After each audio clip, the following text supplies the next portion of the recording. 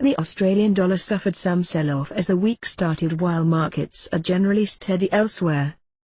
Australian building approvals dropped for the second straight month by 2.4% month-on-month in January, compared to consensus expectation of a 2.8% rise. Australian dollar-US dollar dipped to a 5-month low ahead of tomorrow's Reserve Bank of Australia 8 decision. The central bank is widely expected to keep rates unchanged at 3% tomorrow, as Governor Stevens noted in February that the current rate is working well and appropriate for the moment. Though he warned that the economy has entered 2013 at a pace a little below trend.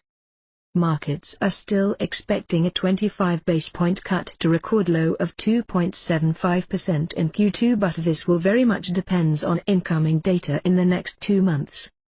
Technically, while Australian dollar-US dollar was clearly in a near-term downtrend from 1.0597, the downside momentum hasn't convinced so far.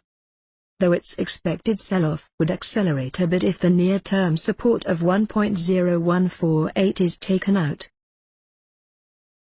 In Japan, Bank of Japan Governor nominee Kuroda pledged to do whatever we can do to end deflation and expressed his confidence of meeting the 2% inflation target. Kuroda attends a confirmation hearing in Parliament in Tokyo today.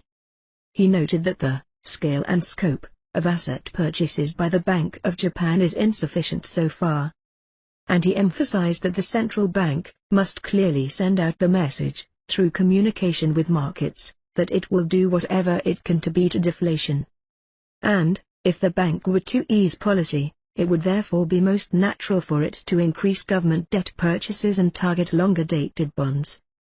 Regarding the yen, Kuroda noted that currencies tend to fall for countries that ease monetary policy on a large scale, but he emphasized the policies are to ensure price stability and achieve the 2% price stability goal, although it could affect currencies in that process.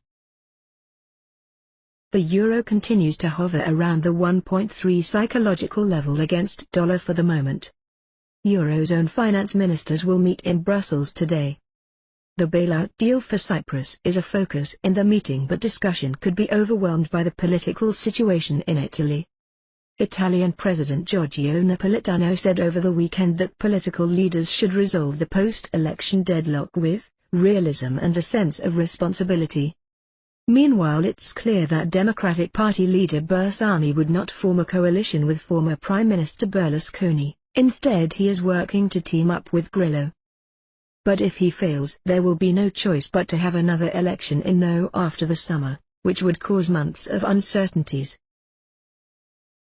Latest CFTC data showed that positions in the euro, sterling and Canadian dollar deteriorated sharply in the week to February 26.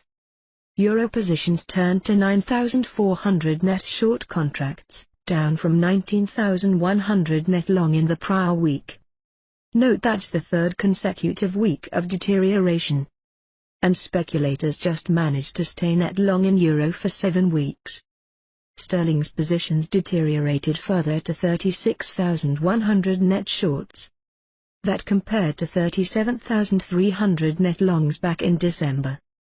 And positions have deteriorated in 7 of the last 8 weeks. Yen position were relatively steady at 65,300. Australian net long.